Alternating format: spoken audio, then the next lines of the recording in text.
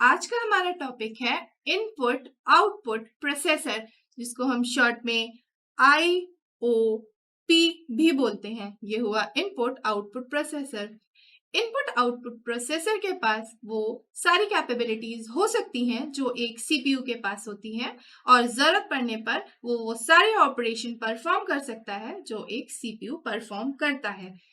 Input output processor के पास direct memory accessing की भी कैपेबिलिटी होती है। चलिए एक बार इसका एक स्ट्रक्चर देख लेते हैं। तो हमारे पास यहाँ पे सिस्टम बस है। हम इस सिस्टम बस के थ्रू कुछ एक सीपीयू को कनेक्ट कर सकते हैं। तो यहाँ पे हमने सिस्टम बस के थ्रू सीपीयू को कनेक्ट किया हुआ है। यहाँ पे हमने सिस्टम बस से मेन मेमोरी को भी कनेक्ट किया हुआ है, और ये मेन मेमोरी भी हमारी एक सिस्टम बस के थ्रू कनेक्टेड है।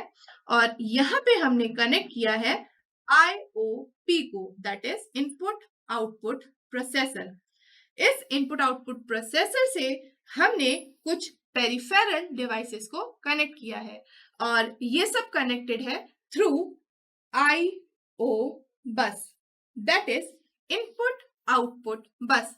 तो यहाँ पे हम कनेक्ट कर सकते हैं अपने कुछ पेरिफेरल डिवाइसेस, जैसे कि हमने यहाँ पेरिफेरल डिवाइस 1 कनेक्ट किया, पेरिफेरल डिवाइस 2 कनेक्ट किया, and so on. For example यहाँ हमने एक प्रिंटर कनेक्ट कर दिया है, यहाँ हमने कीबोर्ड कनेक्ट कर दिया, हम मैग्नेटिक डिस्क, मैग्नेटिक टेप, हम जो भी पेरिफेरल डिवाइस कनेक्ट करना चाहते हैं, हम इनपुट आउटपुट बस की हेल्प से उसको IOP में कनेक्ट कर सकते हैं।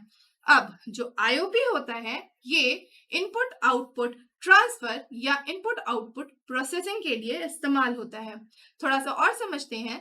तो यहाँ पर सीपीयू का इन्वॉल्वमेंट केवल प्रोग्राम को इनिशिएट करने का होता है। उसके बाद जो ट्रांसफर होता है वो पूरा ट्रांसफर IOP को दे दिया जाता है, और IOP प्रोसेसिंग करता है। जैसा कि हमने अभी थोड़ी देर पहले ही समझा कि जो IOP होता है, अगर उसको जरूरत पड़ती है तो ये IOP वो सारे ऑपरेशंस और फंक्शंस परफॉर्म कर सकता है जो एक सीपीयू परफॉर्म या ऑपरेट करता है।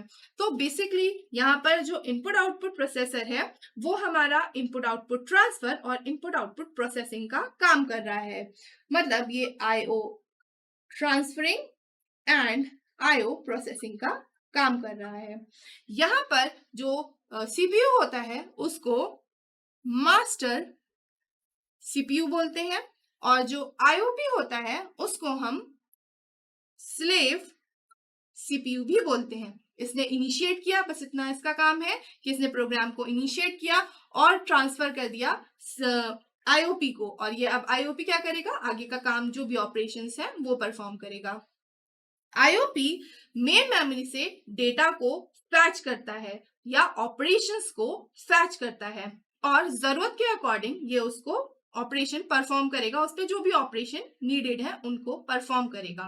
और उसके बाद जब ये सारे ऑपरेशन हो जाएंगे तो ये सीपीयू को एक सिग्नल भेज देगा, एक इंटरप्ट भेज देगा कि अपना पूरा जो प्रोग्राम है वो एग्जीक्यूट हो चुका है। अब अगर हम बात करते हैं कुछ फीचर्स की IOP के, तो इसमें सबसे पहला फीचर होता है DMA की कैपेबिलिटी का।